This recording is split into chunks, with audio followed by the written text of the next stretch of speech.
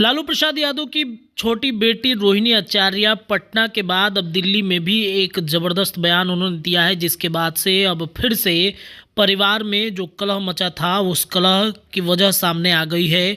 दरअसल आपको बता दें कि रोहिणी आचार्य जो अपने पिता को किडनी देकर नया जीवन दान दी हैं, उनके साथ तेजस्वी यादव उनके सलाहकारों के द्वारा मारपीट की गई है और उनके साथ जो परिस्थिति हुई है इस वजह से रोहिणी आचार्य काफ़ी जो मायूस है वो चल रही है। उनके आवाज़ आप सुनिए किस तरीके से रोहिणी आचार्य जो है वो रोई होंगी और इतना वो रोई है कि उनका आवाज़ पूरी तरीके से बैठ गया है। आप खुद देखिए कि लालू प्रसाद यादव के आवाज़ पर क्या कुछ हुआ है कल देर रात्रि, वो खुद अपने मुंह से ही बता रही हैं। सुनिए।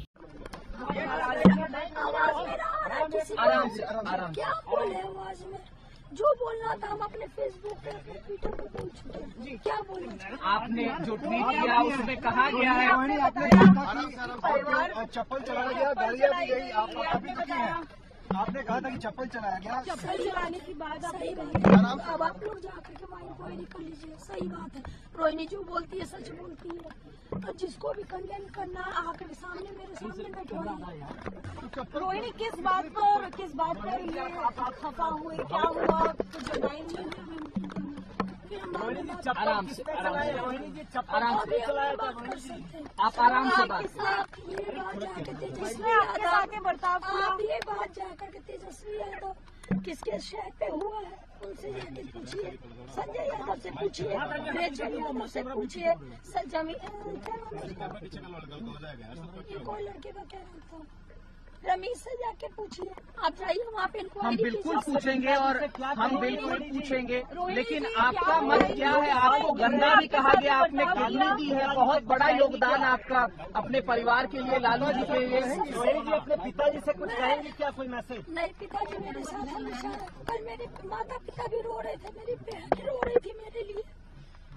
मुझे भगवान ने मुझे सौभाग्य दिया कि मुझे मेरे इस तरह के माता पिता मिले जो मेरा हर समय मेरा साथ दिए। मुझे बस इतना ही कहना है कि भगवान न करे कि आप लोग के भी घर में कभी मेरे जैसी बहन बेटियां हो। जिस घर में भाई हो, भाई लोग का ही योगदान होना चाहिए। का सारा बलिदान बेटी लोग दी, और जब बेटी को सवाल पूछे तो आप बोल दीजिएगा कि आप ससुराल में जाओ, तुम्हारा शादी हो गया।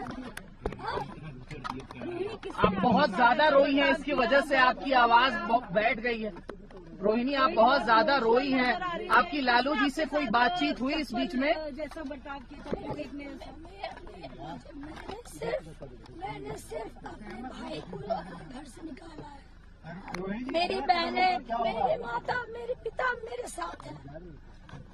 लालू जी से कोई बातचीत हुई है इस बीच में आपकी? कदम आपका क्या होगा?